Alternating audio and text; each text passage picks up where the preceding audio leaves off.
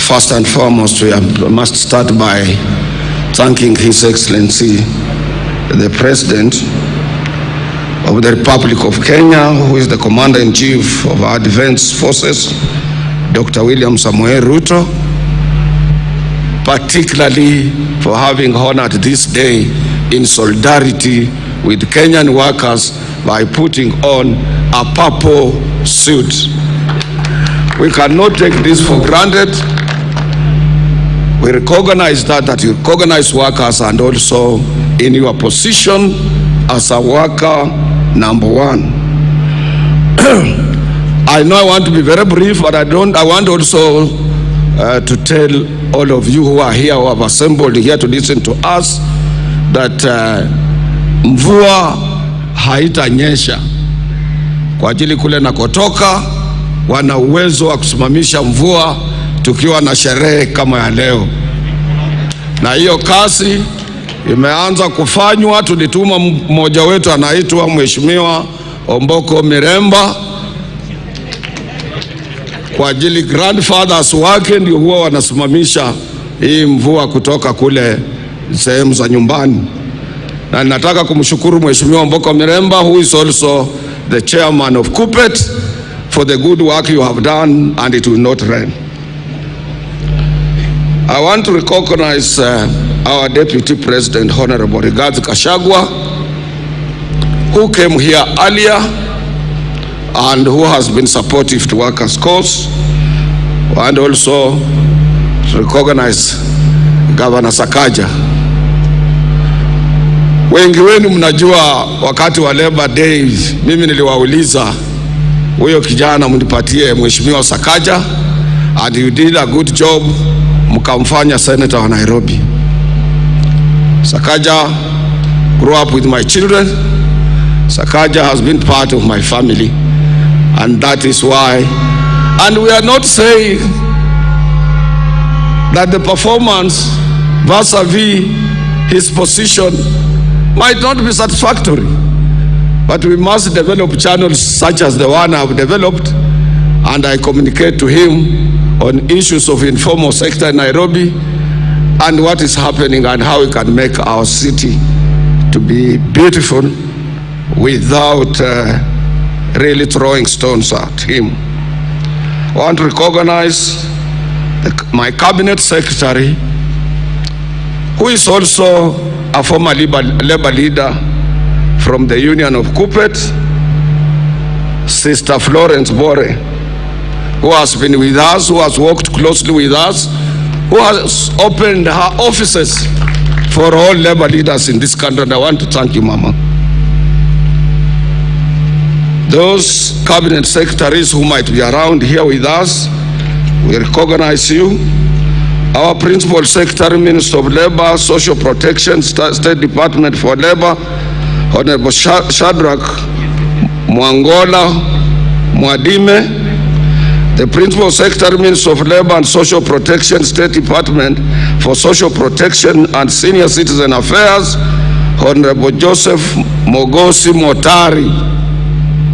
Other Principal Secretaries present: my twin sister, Executive Director of Federation of Kenya Employers, Sister Chaglin Mugo, the Honorable Member of Parliament for this area, the young man Felix Jalango, is very much known as Jalas. Honorable Pasaris, our women rep in this city, ambassadors and high commissioners, managing trustee of our National Social Security Fund, Brother David Koros, the Chief Executive Officer, National Hospital Insurance Fund, Brother Elijah Washira, and the Acting Director General, National Industrial Training Authority, Sister Teresa Wasike, my colleague of our sister union, Trade Union Congress, Charles Mkhwaya, and other public service unions which are around, including the universities. I was impressed to see your floats, and other dignitaries that are present, brothers and sisters. I want to be very much brief because our guest of honor is a person of several engagements in a day, and we cannot afford to keep him here for a longer time. Na nataka munisikize kidogo, sijui kama nasikia hii, nasema nasitaka asikie. Kabla sijamuomba, nataka kwanza ni recognize yale mazuri ametufanyia, ndio roho yake irudi chini sana, aelewe sisi kama wafanyikazi tuko wapi. First and foremost, Your Excellency, I want to take this opportunity to thank you for honoring our invitation to be our chief guest today on this our 59th Labor Day celebrations under the theme of the work you are doing, that Kenyan workers stand for advanced information technology training to drive our digital economy. Your Excellency, that's where the world is going. The world is going digital, and that is why our executive board decided that theme. Let me also thank Your Excellency for assembling, that was a day before yesterday, assembling over 21 heads of government, including 14 presidents, during the International Development Association Summit in Nairobi. Your Excellency, I want to remind you, since I've been around for some times, that the only president who used to assemble a such magnitude number of heads of state, particularly from Africa and abroad, was the founding father of this nation, Mzee Jomo Kenyatta. And he went further to invite the different heads of the international institutions, including World Bank. As workers, we don't take it for granted. We want to echo your efforts, because you are selling this country. You are coming out in a clear way to indicate to the whole world that we are able, we can host, and we can also engage those who are coming here, and also plant a sense of direction into the leadership of this continent. Once again, Your Excellency, I want to echo your continued support to workers' invite. Since you took over as our head of state, one, you gave all of us a hearing. That was the trade union delegation, which was at State House with you on 14th of February last year, followed by presiding over our last year's Labor Day. We want to thank you, Your Excellency. We can't take it for granted. And after that, honoring the invite of the International Labour Organization Director General, Gilbert Humbo, for taking your own time to go to Switzerland, Geneva, to address more than 5,000 tripartite delegates in that conference. That shows how much you respect and you honor working men and women across the globe. And that to us was a plus, because since independence, no any head of state of our republic, Kenya, has had an opportunity to address the International Labour Conference. Your Excellency, you also didn't stop there. Last year on 28th of November, you officiated and you presided over the opening of the International Trade Union Confederation at Safari Park, African region, which attracted all trade unions from all over the world. And in that conference, Your Excellency, you remember I whispered to you that here we have almost 1,000 delegates, and how will we be able, as a single center, trade union center, to manage settling even the bills of our hotels? And I reminded you, I told you in other countries where we have been, government have handicap come in to make sure that they assist the labor movement in this area. Your Excellency, we want to thank you. You didn't hesitate. Within no matter of few days, you send us 10 million Kenya shillings to assist us in offsetting the bill at Safari Park Hotel. We want to thank you for that good work. Your Excellency, the other thing we remind people today, and I want my brothers and sisters to listen carefully, because some of our people cannot be able to differentiate a trade union with a SACCO or savings and cooperative societies that we have. Trade union is a pressure group, just like Sister Jacqueline has said, that employers organization, trade union, and government through the Ministry of Labor, these are the cardinal engine, particularly the center of economic growth in any given country. And it does not require hoppers, it does not require people to hawk in. It has enormous industrial relations machinery established for all of us to follow. When I hear some people coming out with some suggestions that are irrelevant, unacceptable, and not in tune with the dance that is on the platform currently, Your Excellency, we must always remember that Africa, Asia, and Latin America, we attained our independence through the struggle of the trade union movement, including this our country.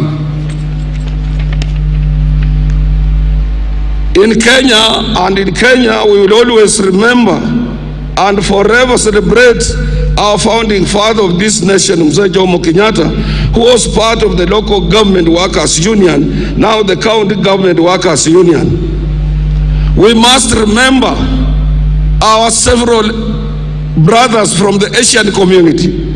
One of them was Makan Singh, who championed for registration of the trade union in this country and in East Africa. Followed by Cheke Kibachia, Agre Minya, Thomas Joseph Mboya, Fred Kubai, Vicky Wachira. Vicky Wachira was very militant, a young man in Nairobi. And Ratibu Hussein from Kibera, he was also a young man who fought closely with the labor movement for us to attain independence. We had Pio Gama Pinto, we had Ocholo Gai Makanyengo, we had Martin Shikuku, Clement Lubembe, and Dennis Akuma, among others.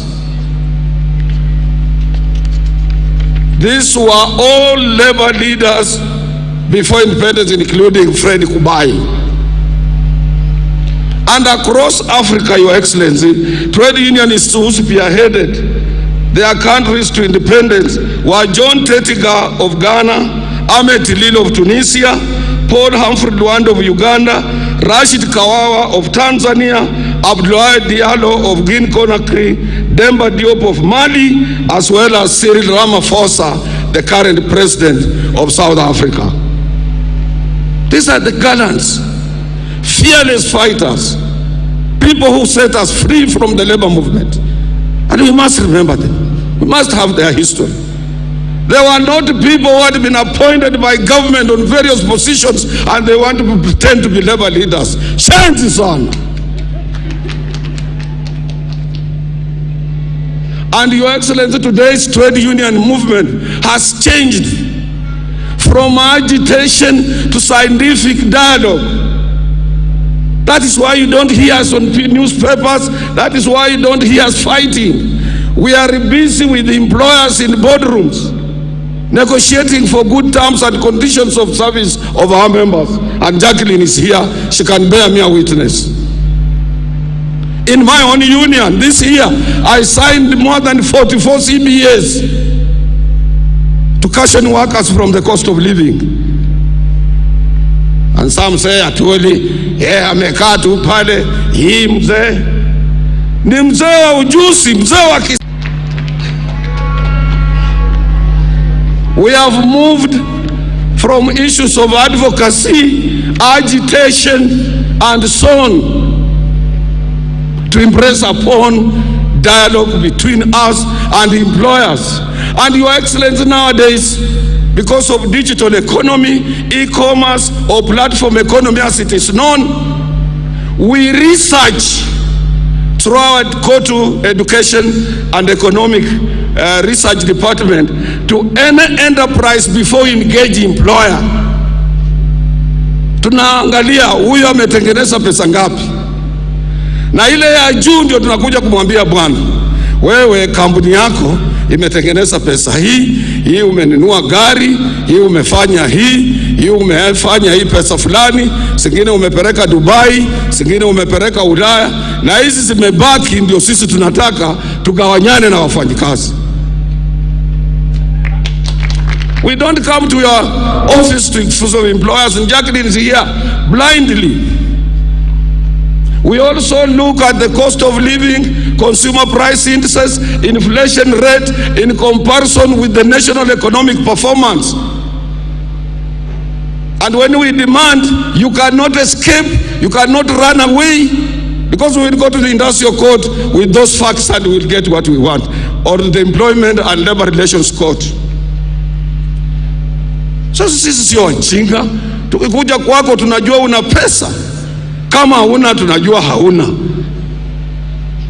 Na CBA has about 40 to 30 clauses. We will look into those areas. Other areas we leave financial aside. We will leave until we support you to maximize profit, and with that profit we will share. Your Excellency, as I'm standing here, we have a slogan that an injury to one is an injury to all. Sister Jacqueline alishikia kidogo hali ya madaktari wetu, clinical officers. Saa ingine usiku hatulali, Your Excellency, tukisema tutafuta njia gani mwafaka, which route, because you managed us on 6th of March, wakati ulitangaza serikali haina pesa, you rendered Kotu impotent, you rendered FK impotent, you rendered your Minister of Labor impotent, you rendered that committee that you had set out where my deputy was impotent, because as a worker number one, when you take over a dispute, we cannot contradict you. We can't. We have no leeway in any machinery to contradict the head of state. And we must look for channels. Pale unakaa, Your Excellency, sio rahisi kufika. Kule ndani wewe ulikuwa free. Zamani ulikuwa unakuja kwa nyumba yangu nyumbani, unajua familia yangu. Ukitengeneza chama chako cha URP, ilikuwa mtu tu unaweza kutana na yeye kwa njia, unakula na yeye mahindi. Little did we know, even we people who are in Azimio, utatoka nyuma upite kwa sisi namna hivyo na uwe president. So that position kukufikia sio rahisi.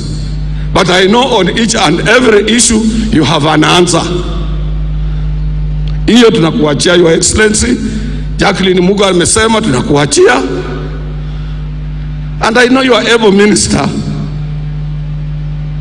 We have been in touch all the time, even the Minister of Health.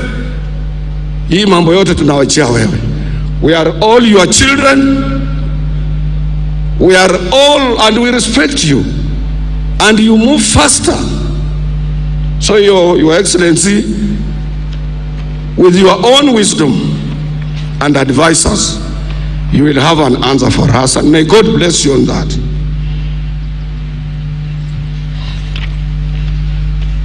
Karibu nimalize. Naomba Mungu anisaidie niwe mfupi sana kwa maneno, anisikose. Your Excellency, I a little bit touched on digital e-commerce, as it is known now in the circle of International Labour Organization as platform economy. And also in other areas it is known as smart economy. Because smart, we use smart gadgets, we use smart telephones, smart iPads, smart computers, smart televisions, and these are the things currently driving the economy. We want to thank you for the efforts you are making to make sure that you establish information technology centers in the whole of Republic to make sure that our young men and women are versed with what is going to be there in future.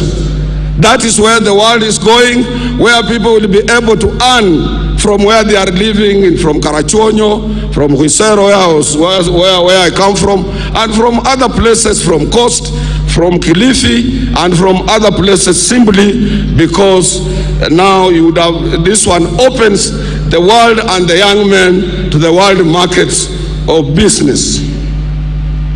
And we want to thank you for that and appeal to you, Excellency. We have refurbished Tomboya Labour College at a tune of 500 million Kenya shillings without borrowing, coming from workers alone. And I want people who are making noise to visit Tomboya Labour College Kisumu. It's more than any known university in this country today. We are asking you kindly, Your Excellency, to support our efforts on that college and come and launch it as an IT center for our country, where we'll be able to train both workers, employers, and first-line managers from every farm that we deal with, and also from parastatals, and your government as well can use that institution.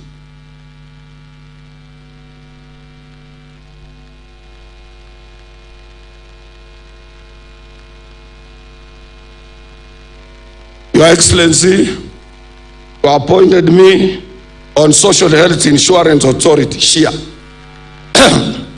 And we are migrating to this new authority from National Hospital Insurance Fund. We support you very much on this. And more so, the people you appointed on this SHIA board are capable people, people who are committed, Your Excellency, to help you, including the PS Health, including the current acting CEO, and more so the chairman, Dr. Luenyi. But I want to appeal to you, Your Excellency. You need to come in and assist us to make sure that infrastructure is within the Ministry of Health, is dealt with quickly, so that we can be within framework of making sure that as we start registration, everything is in order and everything is going on as planned. But we will support you in this area. Some of us, we are your eye there. As I'm telling you, it has capable members of the board that I have never seen in another board. People who are concerned, Your Excellency, to support you. Only little bit extend your hand in support of what they are trying to come up with. On the issue of housing, you remember you did lectures about this when last year during Labor Day, and you convinced us as workers that we must support you. And when I asked your ministry, which is in charge, whether workers will have an opportunity on that board, and after consultation with their office, they are allowed us, as per the current act, to appoint one of us on that particular board. The purpose is we as workers will support it financially. But the eye on that board also, when there will be allotment, because we have some shop stewards and workers who have even nowhere to sleep, they will have an opportunity to be housed in this new venture that you have started. And it is not only in Africa. Algeria, they did it. Egypt, they did it. And so many other African countries, they did it. And as I've said, the only problem with our country, Your Excellency, is that we were not used to paying taxes. And when you said everybody should pay tax, it became as an alien issue in this country. Because a normal Kenyan would like to eat without working, would like to make money without earning. And this is where the problem is. I want to end there, Your Excellency. I don't want to tire you. But the last area I want to ask you, because I said I will recognize all good things you have done for workers of this country. And we will continue doing these things. And next year we will be with you. And other years to come. And we will give you support as a pressure group. And when we are called to kiitwa tutaitika sisi. Research yetu inatuambia, Your Excellency. But I don't know what is in your pocket. Kama unaweza kunja macho. Because Jacqueline said, oh, general wage increase, that is employer now. When our economy was not performing, we were doing badly. And then the late president, the founding father of this nation, Mzee Jomo Kenyatta, announced general wage increase at that time of 15%. Can you imagine? To everybody. And he also asked employers to increase their workforce by 10% in order to alleviate or to reduce unemployment in our country. Which law was it anchored to? Anything that comes from the mouth of the president, let me tell you people, anything hata president akikusalamia jambo, that is law. That is law. Usifikirie utaenda kutafuta law ingine pale ingine. So wacha tupereke president pole pole na tumwangalie, tumchunge na yeye atatuchunga. Na tunaomba yeye atupatie 22.5% or whatever he has put in his pockets. Ama tena nimesema vibaya? Nikiomba hiyo nimesema vibaya? And let me remind our economists, even when our shilling was being devalued, we said on 14th of January that this devaluation of our shilling, which was on speedy rush, did not reflect the true economic activities on the ground. Because most of you economists, you are around the year 2007 to 2009 when we had a global economic and financial crisis, when Obama was coming in. This did not affect Africa because our economy is driven, our formal economy is driven by informal economy, which has huge of deposits in our banks. We don't rely to money from outside. Mama Chondo, Mama Mboga, Jua Kali, wanapeleka pesa kwa banki kila siku na Chondo. And that is why our economy is steady. And I want to appeal to His Excellency to give infrastructure to our informal sector, to support them, and ask governors in various county governments to make sure that markets are built, the informal sector people are not harassed by taxes and so on. These are the people who drive our economy. And Kenya is one. Hata His Excellency akisema 30%. And we work hard to redouble our efforts in various places to correct the economic anomaly. We will still spur economic growth. We thank you, Your Excellency the President. May I invite our Honorable Minister for Labor, who has done a commendable job, to make her remarks and follow the rest of the protocol. I thank you, Your Excellency.